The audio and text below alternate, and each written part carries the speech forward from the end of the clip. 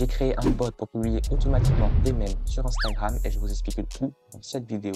Pour poster des mèmes, la première étape est d'en avoir.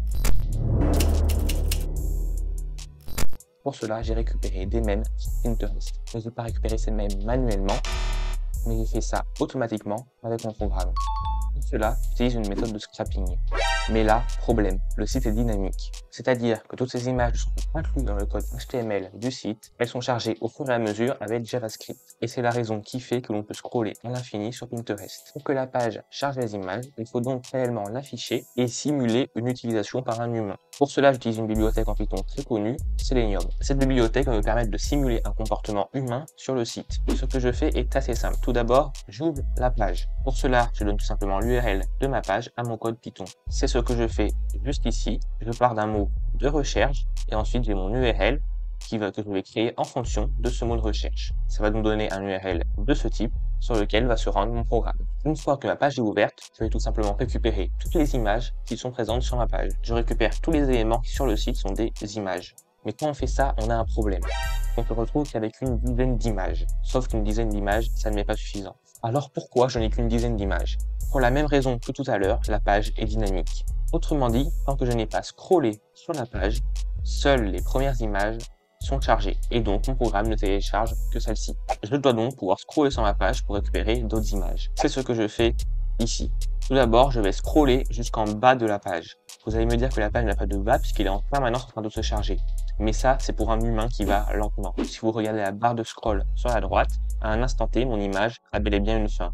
Ici, comme mon programme scrolle très rapidement, il arrive immédiatement à la fin et s'arrête. À ce moment-là, je récupère donc toutes les images. Et une fois que j'ai récupéré toutes les images présentes sur la page, le site a eu le temps de recharger de nouvelles images. On le voit ici puisqu'il y a deux nouvelles images qui sont apparues. Et donc, je rescrolle jusqu'en bas de la page. Et de nouveau, je récupère toutes les images. Je m'assure au passage que mon image n'est pas déjà présente dans ma liste d'images. Et si c'est le cas, je ne la rajoute pas une deuxième fois la même image. Et je répète ceci jusqu'à avoir 100 images. Une fois que j'ai récupéré ces images, il faut que je les télécharge. Puisque ce que j'ai récupéré jusqu'à maintenant, c'est simplement l'URL des images. Lorsque vous allez sur un site, vous pouvez inspecter ce site. Et là, vous rentrez dans le code du site et la structure du site. Je retrouve par exemple ici les différents composants images de Pinterest. Chaque composant image est composé de plusieurs éléments et chaque bloc image comporte une image avec une source qui comporte le lien vers cette image. Et c'est actuellement ces liens que j'ai. Je vais donc télécharger les images, rien de compliqué. J'ai créé un dossier même. Et puis pour chaque élément dans ma liste d'images, je vais télécharger mon image et lui appliquer un nom de fichier généré aléatoirement pour éviter d'avoir plusieurs images avec le même nom de fichier. Et si on exécute déjà cette partie du script, ça donne ça. Mon programme ouvre la page Pinterest, scroll et récupère l'URL des images, il scroll et récupère l'URL des images.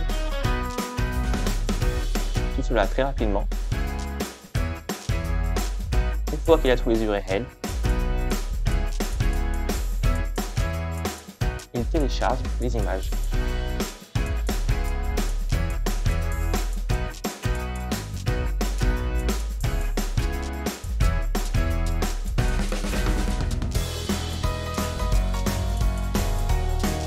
Et j'ai bien une centaine d'images qui ont été téléchargées et je les retrouve dans mon dossier même. L'étape suivante, c'est d'à partir de ces mèmes, générer des vidéos pour pouvoir les poster en Reels Instagram.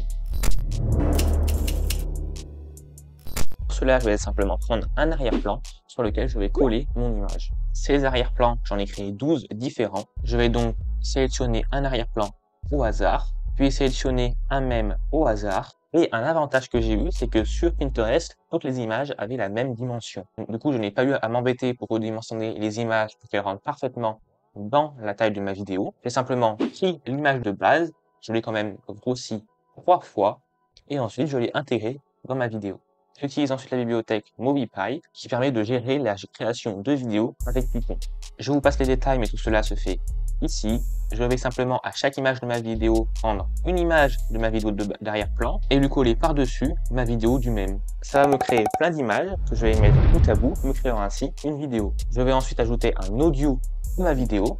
Pour cela, j'ai encore une fois créé différents audios de 5 secondes. Mon programme choisit ici aussi un audio aléatoire et il ajoute la vidéo et l'audio, me créant ainsi une nouvelle vidéo. Et il enregistre cette vidéo sur mon ordinateur. Et je retrouve ensuite toutes les vidéos ici. Je supprime l'image du même. Et là, mes vidéos sont en train de se créer. Ça nous donne le dossier avec les mêmes qui est en train de se vider petit à petit et le dossier avec les vidéos qui est en train de se remplir. C'est comme ça qu'on passe de ça à ça.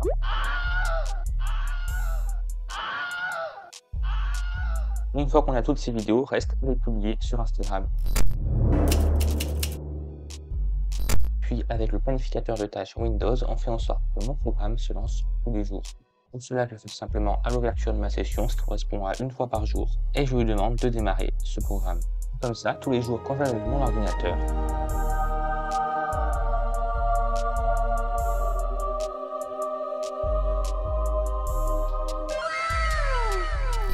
j'espère que cette vidéo vous aura plu, on aura d'autres dans l'avenir, alors abonnez-vous à cette chaîne pour ne pas les manquer. Si vous avez des questions à propos du projet, posez-les-moi en commentaire. Je vous glisse dans la description le lien vers le compte Instagram. C'était la Hugo Bots, à bientôt.